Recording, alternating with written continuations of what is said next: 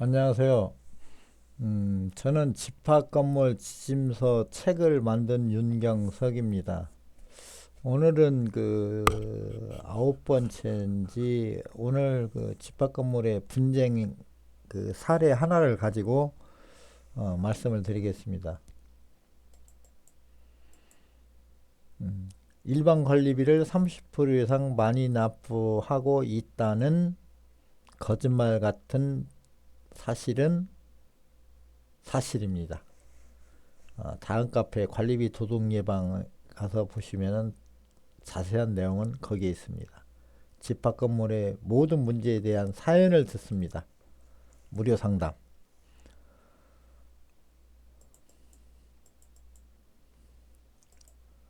참 분쟁의 원인.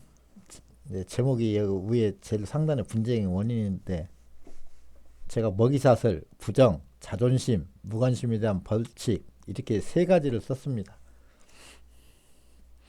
어, 제 제가 젤로 현실적으로 많이 피부에 닿는 건 먹이사슬이에요. 먹이사슬. 음, 그 대중성 있는 먹이사슬은 아니다고 저는 봐요. 근데 하나 분명한 것은 집합 건물의 관리인이나 관리 주체들 이분들을 보시면은 제가 이런 생각도 들을 때가 있어요. 이분들이 이 정도 부정은 전체적으로 보면은 별것 아니다. 어쨌든 그런 생각도 들 때가 있어요. 왜 그러겠어요? 너무나 험한 데를 많이 봤거든요. 뭐 언론에 보도된 것도 이제 크게 나온 것도 있지만은 언론에 보도된 것도 그 뒷모습을 보면 언론도 자세히 보도가 안 된 것도 있고 하여간 이제 전체적으로 보면 제가 보기에는 근데 제가 알고 있는 것이 잘 된 사람은 저한테 연락이 없어요. 안 된 사람들만 연락이 오거든요. 문제가 있는데 막 그래서 그럴 수도 있어요. 저는 굉장히 이 집합 건물 어, 상가 오피스에 대해서 좀 부정적인 것이 많아요. 그래서 제가 책을 만들었습니다.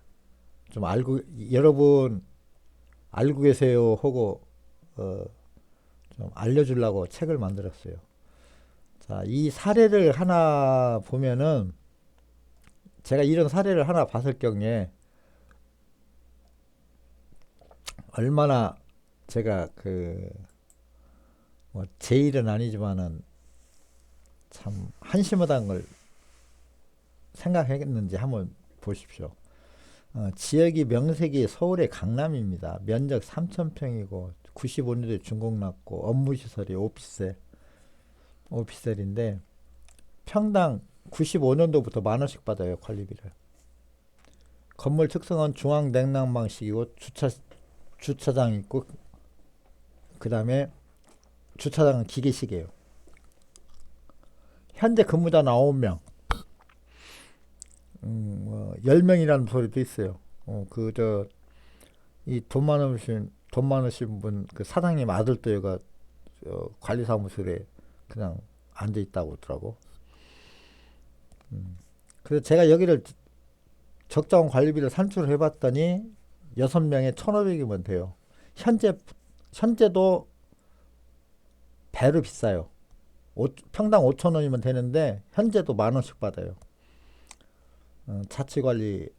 자치관리고 이게 왜 이런 식으로 될 수밖에 없는 특성이 이제 나와요. 관리당 구성이 건축주가 별도 법인을 설립하여 관리법인 그 별도 법인이 관리법인으로 해가지고 관리를 하고 있습니다. 제가 보니까 법적인 관리당 구성에는 크나큰 문제가 없어요. 좀 문제가 있긴 있는데 어, 일단 서면상으로 나타난 거에 대해서는 큰 문제는 없어요. 근데 이 서면이 과연 이 서면상으로 이게 만들어졌을까? 절차 속에서 만들었을까? 그건 의아심이 가더라고요. 현재 49%가 보유하고 있으니까 이분들이 주물럭주물럭 다 하는 거예요.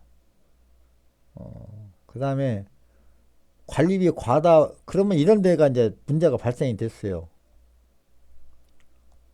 저나 모든 사람들은 관리단 구성이 제대로 되었는가를 검토를 하겠죠. 그 다음에 이 관리비가 너무나 과다해. 이 대책을 세우겠죠.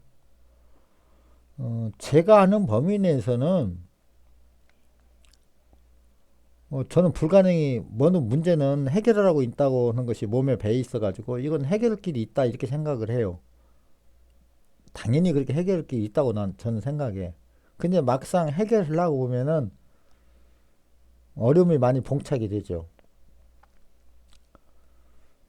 이런 사례처럼 저는 이걸 보고 이제 알박이 관리라고 하거든요. 알박이 관리. 빼도 박도 못해요. 누가 이 관리단 집회에서 결의를 해야 되는데 이거 49% 보유하고 있으니까 못해요. 그럼 이 사람 어떻게 해야겠어요? 그래도 뭐 문제는 해결을 하고 있는 거니까. 관리단 집회에서 관리는 우리가 해임을 못할지언정 관리비가 매달 비싼 건 사실 아니에요. 이런 경우는 관리비 사용 내역서, 그러니까 우리 집합 소유 및 집합 건물법에 의해서 열람 등사권을 요청하세요. 여기서 응하지 않을 겁니다. 그러면은 대부분 응하지 않아요. 또 열람 등사권이 요청을 한다 하더라도 시행령 집합 건물법 시행령 6조에 의한 그 사항인데 그것이 효율 장부까지는 아니에요. 이런 경우에는 등사권 요청을 해놓고 거부를 하거나 부족하면은 그걸 가지고 몇 사람이 모여서 소송을 제기하세요. 이 관리비 내용, 사용 내역 뭐 이런 것을 전부 공개해달라. 제일로 좋은 게 뭔지 아세요? 통장을 공개해달라고 했어요. 통장을 한 제가 알기로 15년치까지도 법원을 통해서 출력한 걸 봤어요.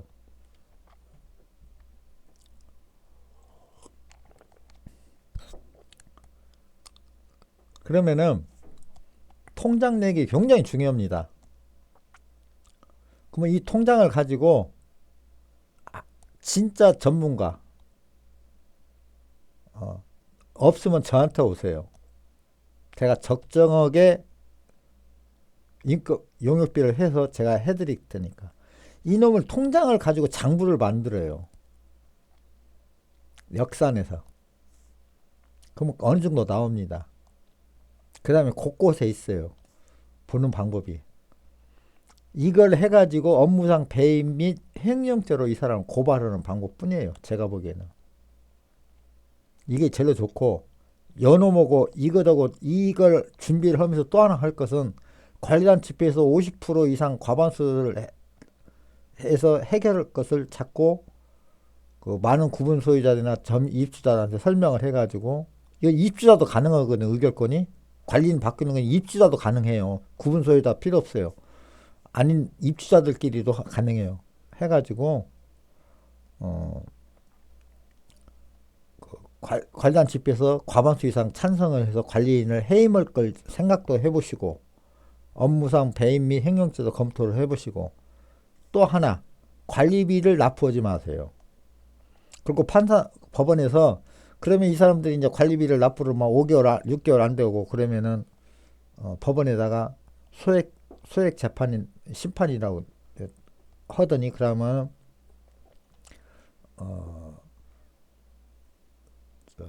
돈 받을 연구를 하겠죠. 그럼 판사님한테 그러세요. 이렇게 관리비 사용처도 모르고 우리가 뭐 내용도 모르고 공개도 않고 아무것도 우리한테 준 것도 없이 매달 관리비만 이렇게 납부를 하고 온다. 그러면은 그 판사님이 뭐라고 하실 겁니다. 여기까지는 판사님의 성향에 따라 틀리기 때문에 제가 뭐라고 말씀을 못 드리는데 이 방법을 활용하시면 됩니다. 어떻게 보면은 이 방법이 더 좋을 수도 있어요. 다른 방법보다. 그냥 이제 이걸 보고 어떻게 보면은 제가 보기에는 좀 점잖게 할 짓은 못 되는데 맨땅에 해당하는 식으로 이렇게 하면은 이 사람들 꺾어지게 돼 있어요. 저는 그렇게 생각합니다. 이건 대한민국에서 이런 관리단이 또 하나가 있을까? 제가 그 강남에 이런 식으로 관리를 한 사람들 몇 분을 보셨어요. 이 얘기 듣기도 하고. 근데 이 주로 어떤 형태로 하냐면은 건물이 한 300평 있어요. 500평 뭐 이렇게. 그럼 거기다 자기 땅이니까 건물을 지어가지고 분양을 해요. 집합 건물로 지어요. 가지고 분양을 해요. 가지고 분양된 데까지 일정하게 분양하고 나머지는 분양을 안 하고 자기가 이제 임대업을 해요. 그래서 분양한 금액을 가지고 그런 거 갖고 공사를 하고, 어?